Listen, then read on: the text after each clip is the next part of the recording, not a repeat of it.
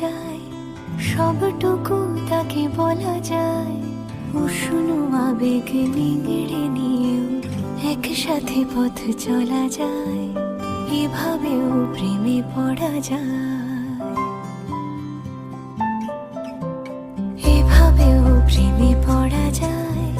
সবটুকু তাকে বলা যায়, উষ্ণ আবেগ নিংড়ে নিয়েও একসাথে পথ চলা যায়, এভাবেও প্রেমে পড়া যায়। ধুলো